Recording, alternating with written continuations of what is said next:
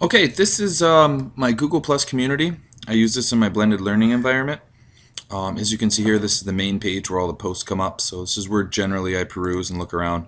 You can see here that my intern at this time had posted some answers for the homework so they could check their answers at home. It's linked to a Dropbox so the kids can view the answers by clicking on this link here. I'll even take you through that just for a second so you can kind of see what goes on in our community and what kind of resources are available. So you can see here that they've been written out for them so they can see what they should have got, and they can ask questions when they come into class. Going back to the community, you can see that we've set up some guidelines. There are more information here about how to correctly post and what some of that should look like. You can see that we have links to our other sites, some of our other resources, our Weebly site where we post most of the resources that we use when we're not communicating, some of our hard-paced resources, some of the stuff like the online book for the students, the YouTube channel with support videos. You can see over here on the side that we break it down for them so that they can quickly identify information that they're looking for. So if they have homework questions, they should post within here.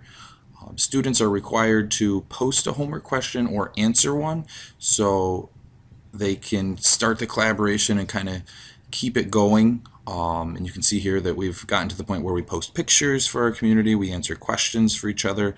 It's nice to see students answering questions here. You can see Priscilla is answering a question for another student. If not, one of me or Miss Heiser will answer questions that the students haven't responded to. Give it a second here to get back.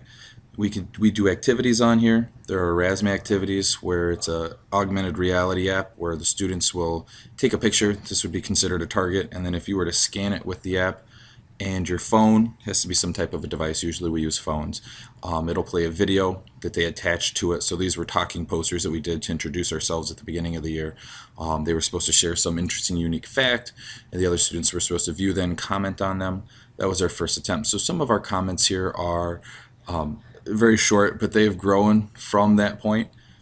We also do different activities and tab them here. This was another activity where we used a s'more activity where students were asked to present a debate on the best possible method to use to solve a particular problem. And so they worked in pairs, and then they showed two different possible solutions to that problem, and then we're supposed to create a digital flyer for everyone to look at and share. So lots of resources going on here. This is the main portion for Google Plus. I guess the main portion for Google Plus is collaboration between us, students, projects, sharing, and I guess that's what it's all about.